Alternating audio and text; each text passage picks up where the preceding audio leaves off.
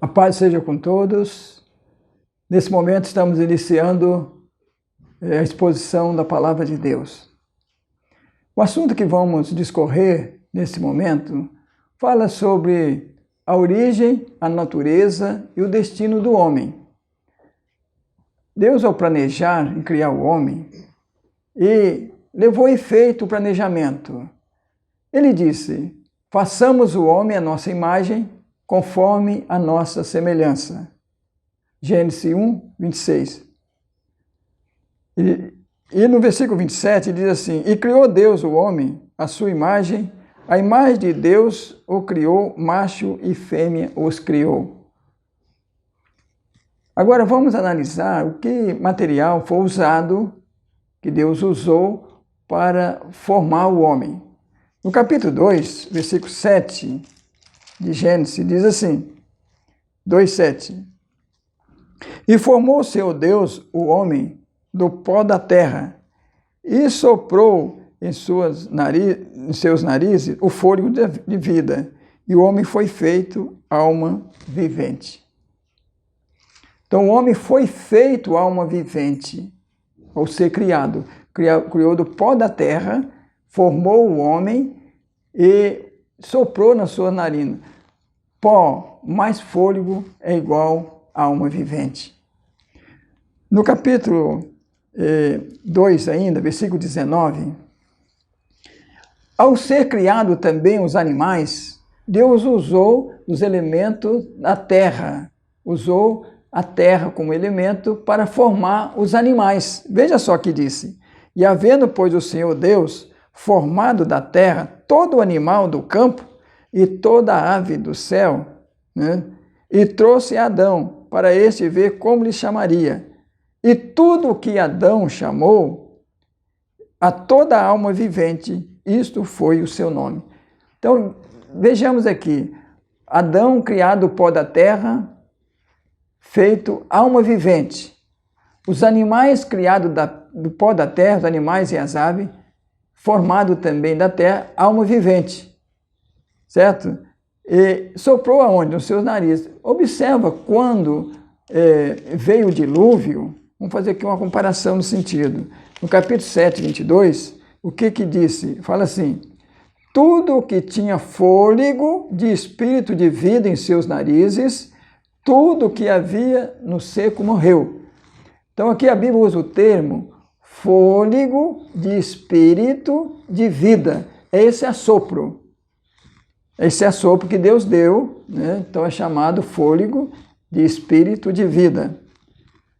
Muito bem. Quando o homem pecou, desatendendo a ordem de Deus, Deus deu uma ordem no capítulo 2, versículo 17 de Gênesis, dizendo que do fruto da árvore, da ciência do bem e do mal, dela não comerás, porque no dia que comer, certamente morrerás. Quem prometeu vida após o pecado, né? Após a morte, após o pecado e a morte, foi Satanás. Está no Gênesis capítulo 3, versículo 4. Quando o Satanás disse: certamente não morrereis, não morrereis. Né? Quando então o homem pecou, aí sentenciado à morte, Deus expressou a sentença no capítulo 3, versículo 19. Ele disse assim: no suor do teu rosto comerás o teu pão, até que te tornes a terra, porque dela foste tomado. Portanto, é pó, e o pó te tornará. Então, da origem, aonde ele originou, do pó da terra. Em consequência do pecado, trouxe a morte. Então, volta, através da morte, vai voltar para o pó novamente. Né? O que era, volta a ser o que era antes.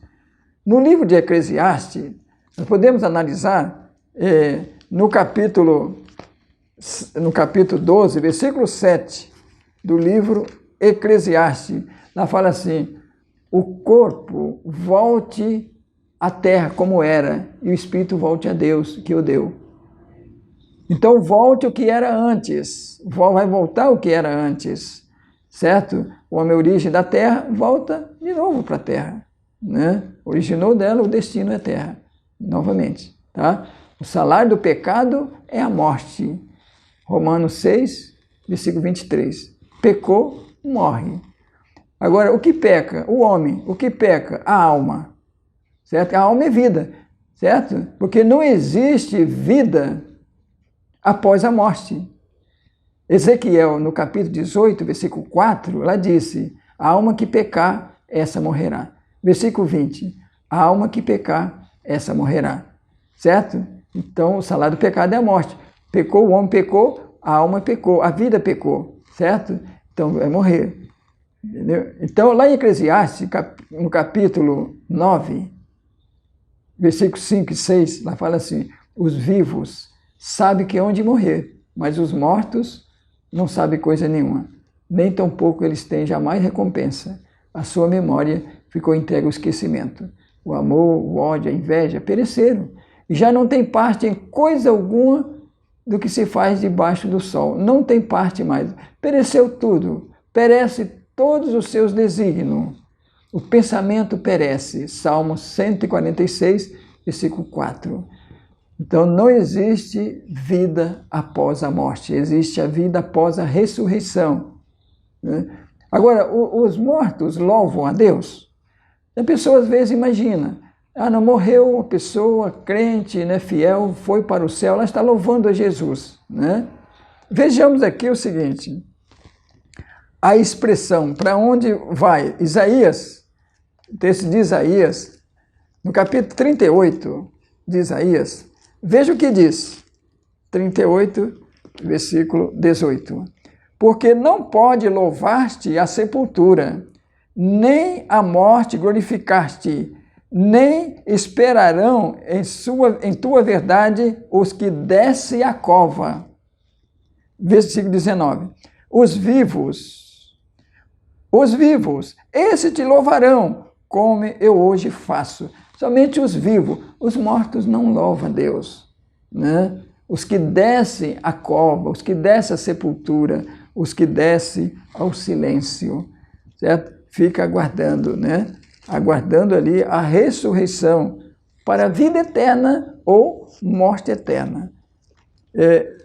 Na continuação, o salmista, ele fala aqui no Salmo 115, Salmos 115, versículo 17. Veja só se na realidade os mortos louvam a Deus. 115, versículo 17. Fala assim: os mortos não louvam o Senhor, nem os que descem ao silêncio. Tu vê, sempre a Bíblia usa a expressão de descer. Nunca na morte se usa a expressão de subir. Quando o texto de Eclesiastes 12, versículo 7, lá, quando fala que o corpo, né, ele volta para o pó e o espírito volta a Deus, que o deu. Esse espírito é o fôlego de vida, é o fôlego chamado fôlego de espírito de vida, conforme nós já consideramos em Gênesis 7, 22. Fôlego de espírito de vida. Em Salmo 104, versículo 29, lá fala: retira-se a respiração e morre, e volta para o seu pó. Retira a respiração e morre, e volta para o pó. Né?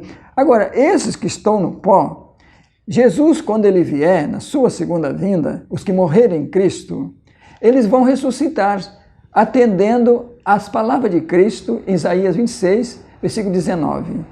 Os teus mortos viverão, os teus mortos ressuscitarão. Despertai e exultai, vós que habitais no pó, e a terra lançará de si os mortos.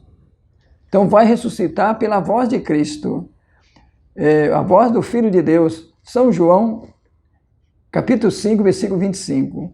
A hora é que os mortos ouvirão a voz do Filho de Deus. Os que ouvirem viverão.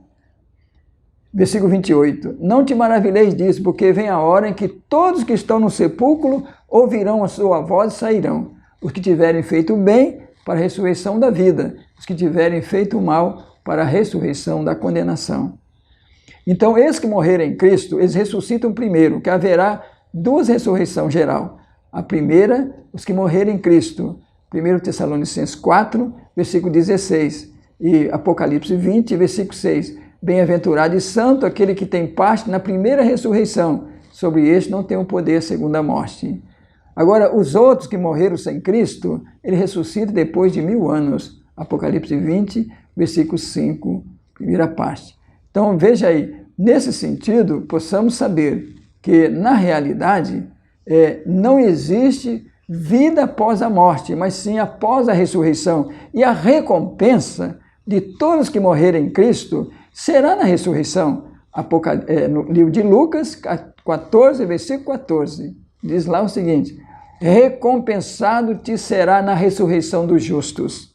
A recompensa na ressurreição do justo, não na morte. Porque, de acordo com Hebreus, capítulo 9, versículo 27, lá diz o seguinte, que o homem está ordenado a morrer uma vez, vindo depois disso o juízo. Primeiro a morte, depois o juízo, depois do juízo a ressurreição. Tá? Então, que Deus abençoe, que Deus ajude a todos a estar buscando mais e mais o conhecimento. Muitas pessoas erram sem o conhecimento da verdade, certo? Como disse Jesus, Mateus 22, 29. Errais, não conhecer a Escritura, nem o poder de Deus. A partir do momento que você passa a ter conhecimento, você vai se aprimorando mais e mais nos seus conhecimentos.